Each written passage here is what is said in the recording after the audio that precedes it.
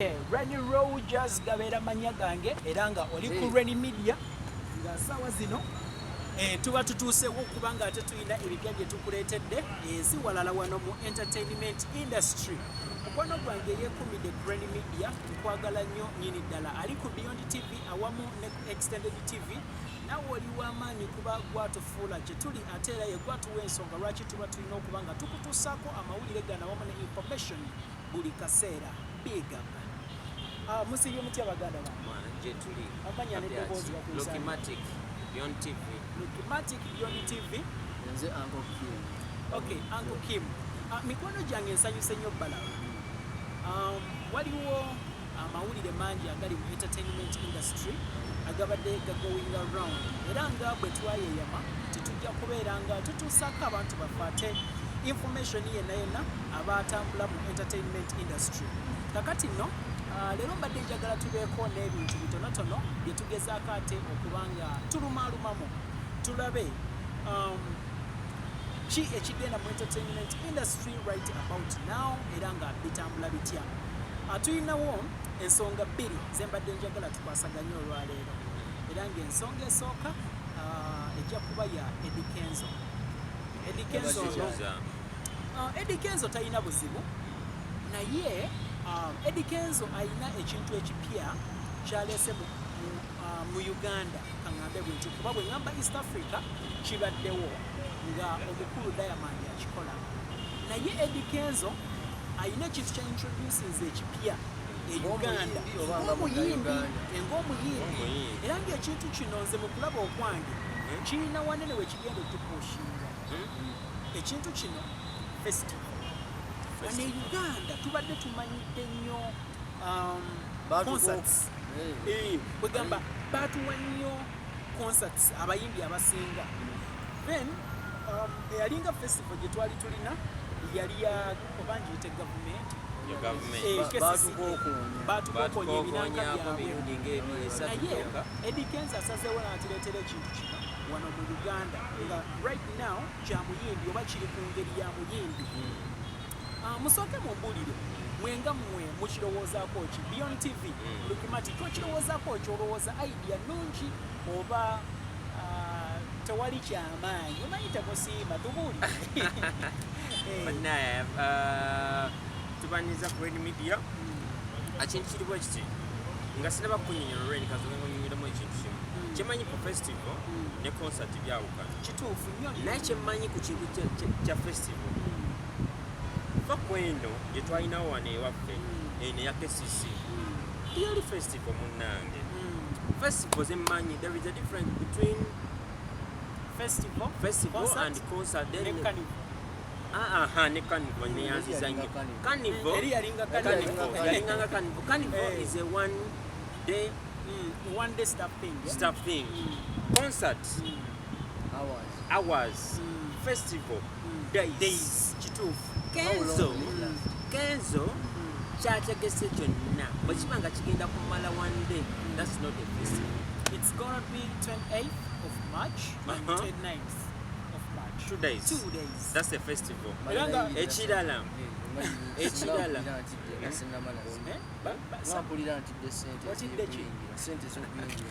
sente sinyingi okutwaliza ewamu badde ekyamaliriza bwe banga egenda kumala 2 days, that's a festival. Fine.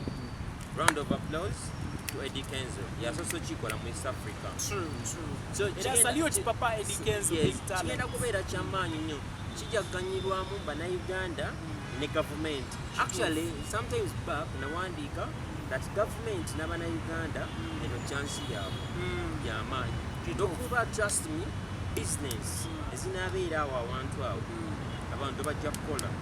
Government as government bajjayo tax revenue. Yes. Awo tujja kuddawo edda. Okirowoozaako ki muganda wange Uncle Kim ekintu kya festival ya Kenzo ebbanga lyobumaze nga ekintu kya business gyalimu ya art ya buyiri nzikiriza nti kibadde yalwawo n'okukiyiye oba kyakulabirako eri abayimbi abalala nti obanga oli mu art buli lukya olina okubaako n'ekyoyiye ekipya abantu ku mulundi guli balimanye nti luli bajja ne bakuwagira omulundi guno bagenda kudda okuwagira olina ekipya kyogenda obalaga butereevu ku mulundi guno yabalaze nti alina ekipya kiki kyaleese wadde nga ajja kwambala engoye ze zimu nga bulijjo bwayambala naye ekifo kyakyuseemu n'engeri abantu gye bagenda okukabinafaana yanjawulo nnyo okusinziira ku ya bulijjo abayimbi bonna bona gye babadde bayambala so kyakabi nnyo mukulu Eddie Kenzo.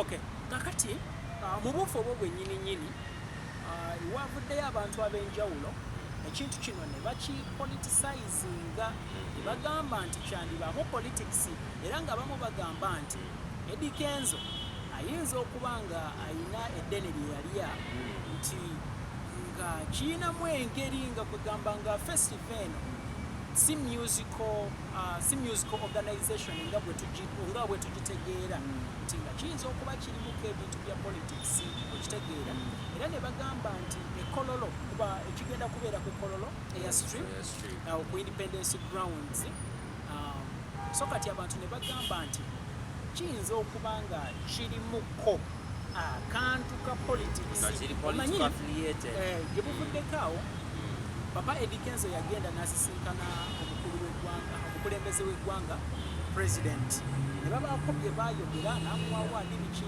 abantu ne bagamba haawo no biki kati afuuse wa movement biki bamisonga gavumenti yali etuukiriza muki mulanga kubanga yali agiyita yagamba gavumenti where are you nayo negamba here we are okitegeera so abantu bavudde ne bakiteekamu ebya politics naye nga gwe mundowooza yo ng'omuntu wandirowoozezza ti festival eno ddala njagala tuddemu direct festival eno gwolaba erimu aka politics. No, it's not political affiliated at all. Temuli bya politics byonna just kunyumirwa golowooza kirimu akantu ka politics bali bonna omuyimbi ne politician bonna beetaaga bantu oba oli awo ayinza okuba nti wanaaba akuta akayimba akazinalo ke ng'ali mu kuyimba wayinza okuvaayo munnabyabufuzi ajja n'ayogera munnabyabufuzi awali abantu ayagalawo nnyo ensonga lwaki ne mu kuziika obasanga ngaera babagala kuleki so tekijja kwewuunyisa nnyo singa mu kiro ekyo oba olunaku olwo wayinza okuvaayo munnabyabufuzi najja n'ayogera kubanga bo baagala nnyo abantu awali abantu obeera yaba ayagala gyayiseewo ekigambo bwekibanga kyabufuzi zewemba nga nazze kunyumirwa kuwulira muziki omanyi nebyoyogera ebyobufuzi basijja kuwuliriza. Okay, kakati nsaba tutunuulire ku festival eno engeri gyegenda okuganyulwamu ekisooka munnayuganda ali ku level eya civilian oba omuntu wa wansi tuve ku ekyo twogere ku abayimbi tuve ku ekyo twogere ku government nsaba tutandikire awo. So nze ndaba festival ejja kuba nnungi nnyo ku bantu baffe aba bulijjo ndaba yate akatale akanaabeera eyo festival ojjanga bw'oli ebyokulya ebyokunywa buli kimu bibeera obisanga eri munda so kati bano abantu ba bulijjo tebagenda okufunamu kiri kimu nga tebajja kukolamu akasente ate akanje nnyo. Yes, nsuubira ne aimu ku lwaki KCC yaleeta etegeka kanivo kwali kuwa bantu platform ya kutundiramu bintu byabwe otegeera so I think it's the same case egenda okubeera ewa Eddie Kenzo otegeera then kyemmanyi n'ekirala that si bannayuganda bokka abanaatenginga festival bantu bangi kati awo nze mbalira ddala East Africa yonna tejja kubeera wano kitegeeza omuntu wa bulijjo waawana ajja kukola nnyo ennyo actually nga muno tugasemu ababoodaboda bajja kukola nnyo okutambuza neyanziza nnyo bataxi yes abatunda ebyokulya ebyokunywa amanaki yes ebyokuzanya jjukira ebintu ebinaabeera eyo bagenda kubeerayo section y'abaana so kati nga bano abasajja balina bouncing castle blablabla bajja kukola naffe abakulu waliwo ebintu betwagala like nga okushootinga okukola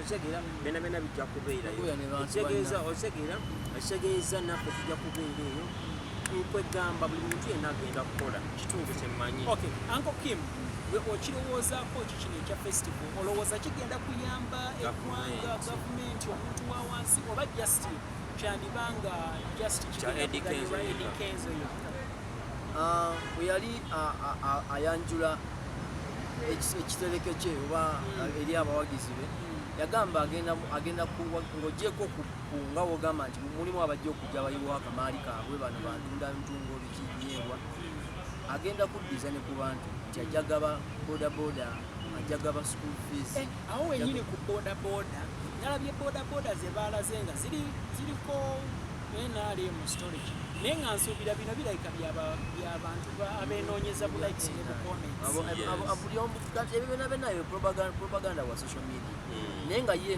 wayogera kiraga nti agezaako kugamba package nene kuddiza abantu nti ye ng'omuntu addiza abantu be era mu kiseera kyekimu ajja kufunamu n'omuyimbi munne ajja kufunamu kubanga nkasa alina okuhayaringa abayimbi abaana entertaining abantu abanaabawo ku event ekiro ekyobonna so bagenda kusasula waliyo n'omukisa gw'abayimbi abato abajja okumanyika ekiro ekyo okufuna platform kibajje bakoleki bayimbe so ne gavumenti of course nkakasa ekisawe bakipangisiza sente sikyabwereere Kenzo yagamba bakipangisa sente nyingi kati buli omu mu kiti kye yafunyemu yategese umutegesi nga nyingi kifo buli omu 28 ffenna tuggwera ku kololo eya strip independence grounds omwezi ogwokusatu guno gwennyini mwe tuli era nga tuguyingira ku mandi ekyomwezi twaguyingidde dda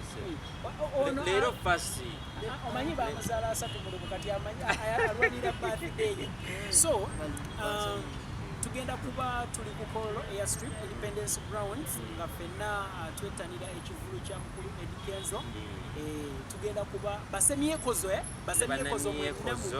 banamyekozo balavuniga ffe tubalinze